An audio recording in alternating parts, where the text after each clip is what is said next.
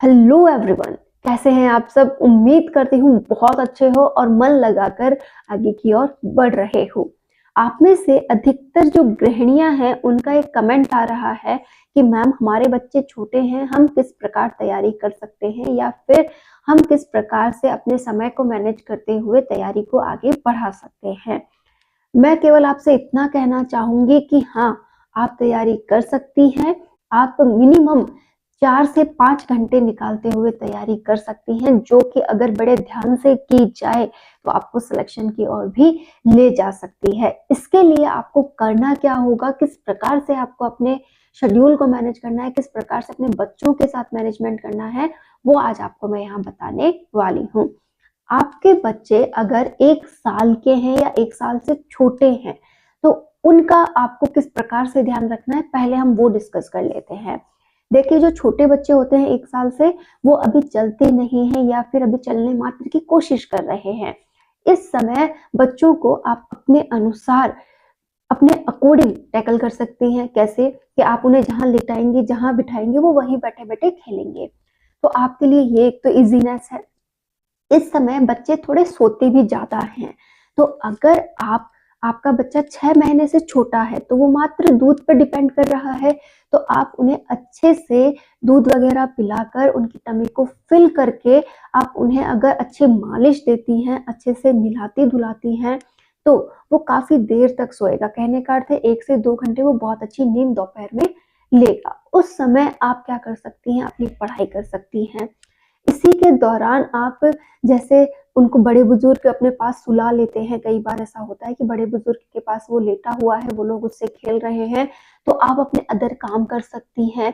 या फिर घर पे कोई सँभालने वाला नहीं है, आप उसे झूले में लिटाकर अपने आस-पास रखते हुए भी तैयारी कर सकती हैं। कहने का अर्थ है 6 महीने से छोटे बच्चे को मात्र आपको 2 ही बातों का ध्यान रखना है।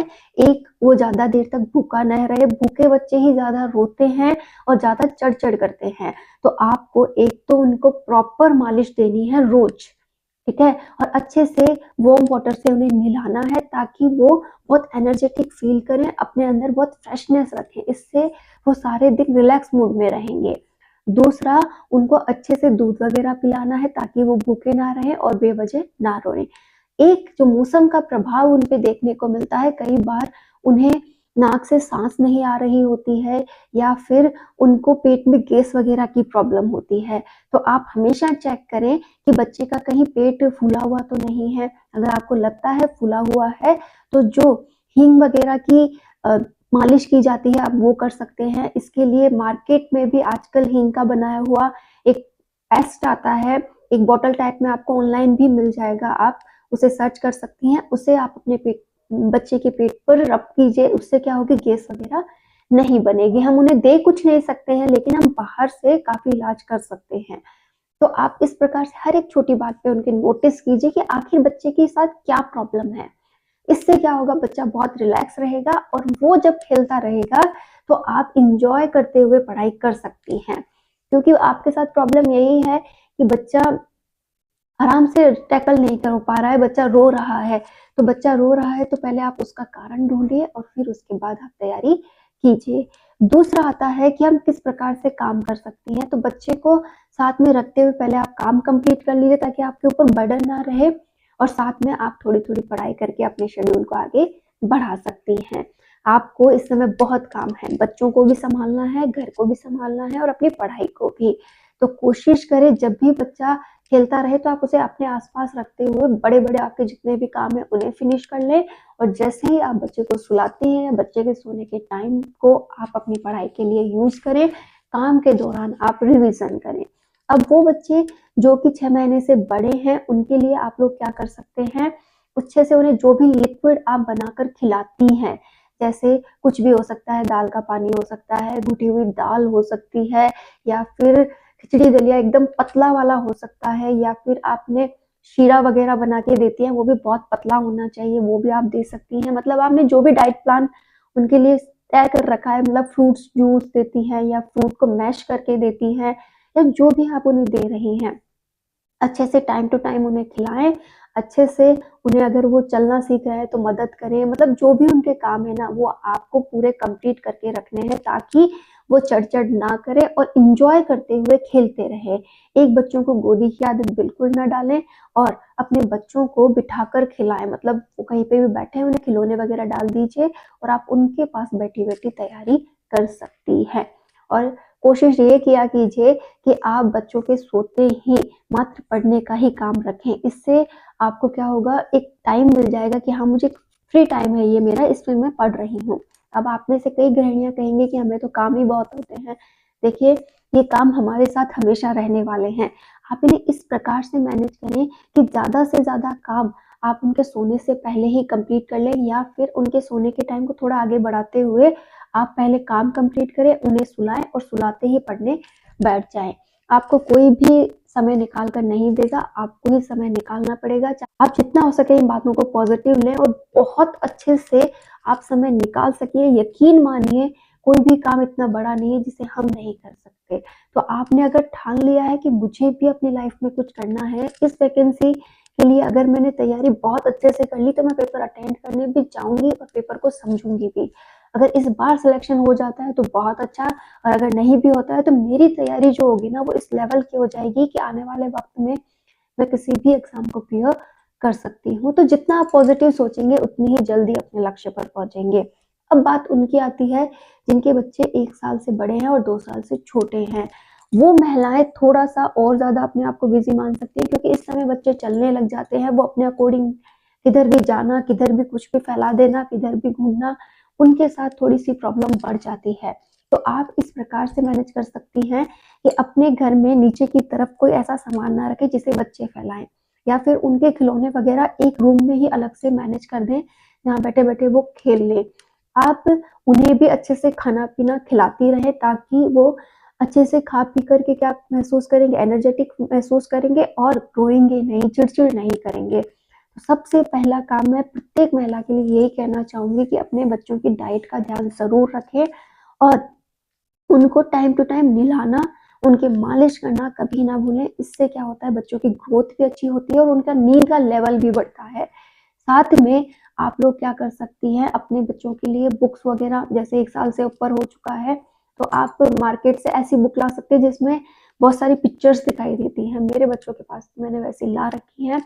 तो उसमें वो क्या करते हैं, पिक्चर्स वगैरह देखते रहते हैं, उन्हें समझते रहते हैं कि हाँ, ये गाड़ी है, ये एप्पल है, मतलब वो इस प्रकार से पढ़ कर के एन्जॉय करते रहते हैं।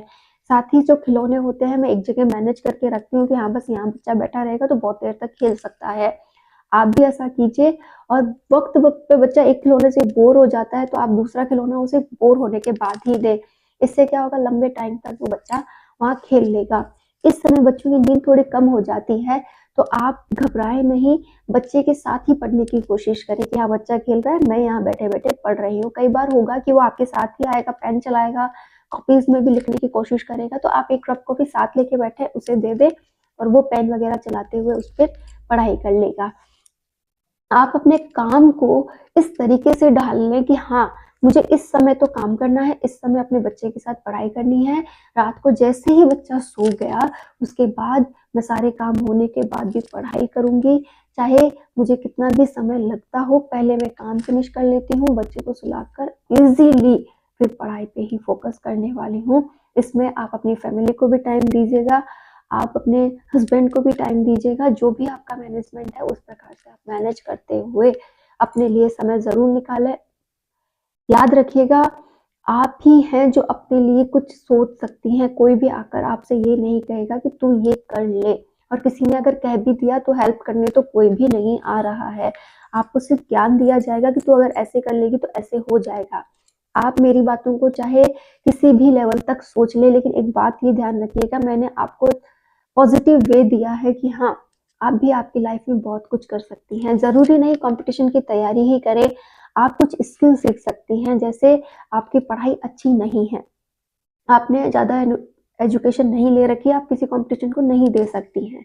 तो क्या हुआ, आप कोई स्किल सीख सकती हैं, जैसे कोई भी ऐसा कोई काम जिसमें आपको इंटरेस्ट हो, जैसे सिलाई, बुनाई, कढ़ाई, कुछ भी हो सकता है, उसमें अपने आप को आगे ले आइए, वो भी आपको कहीं न कहीं बहुत आगे पहुँचा सकता है। साथ ही आप कोई लैंग्वेज सीख सकती हैं, जैसे इंग्लिश सीखने का ज़्यादातर सभी को शौक रहता है, आप वो भी सीख सकती हैं। ये आप पे डिपेंड करेगा कि आप कि आप अपनी लाइफ को इस प्रकार के काम से ही संतुष्ट करना चाहती हैं कि रोज वही दिनचर्या, इसमें मैंने कुछ नया अचीव ही नहीं किया है, या फिर आप उस काम के दौरान ही कुछ ऐसा अचीव करना चाहती है कि अपने आप पे प्राउड फील हो कि यार मैंने कुछ तो किया है। सरकारी नौकरी ही इसमें काउंट नहीं होती है, आपकी लाइफ का हर एक स्किल जो आपने नया अपनी लाइफ में जोड़ा हो वो इसमें काउंट होता है। कल को आज आपके बच्चों के साथ आपको तालमेल बिठाना है, आप अपने बच्चों को इंग्लिश मीडियम स्कूल्स में पढ़ा रहे हैं, आपने हिंदी मीडियम स्कूल से पढ़ाई की है, आपको उनके साथ उनके लेवल तक पहुँचना होगा, उनके साथ आपको इंग्लिश में भी बातचीत करनी होगी, उन्हें अच्छे से होमवर्क कराना होगा, तो क्यों ना आज हम अपनी पढ़ाई को उसी लेवल के अकॉर्डिंग करें, क्यों ना इसमें नई-नई बातों को ऐड करें। जैसे आप तैयारी कर रहे हैं तो आपको ये लगना चाहिए कि मैं बहुत कुछ सीख रही हूँ। ये सीखना मेरे लिए बेहद ज़रूरी है, मुझे अपनी लाइफ में बहुत आगे जाना है। अपने बच्चों के साथ एक अलग ही फ्रेंड सर्किल बनाना है, उनके साथ मैं तालमेल बिठाना चाहती हूँ। तो आपको ये सब कुछ करना पड़ेगा, अपने आप को एनर्जेटिक करना पड़ेगा। आप हर बात को नेगेटिव नहीं ले सकते कि मेरे पेरेंट्स ने मुझे ये कह दिया, मेरे सास-ससुर ने ये कह दिया या मेरे फैमिली मेंबर्स मुझे ये कह रहे हैं। आपको हर एक बात को इग्नोर करते हुए जो भी आपको लगता है कि ये मेरे लिए सही दिशा है, बस उसी को अपनाना होगा और आगे बढ़ना होगा।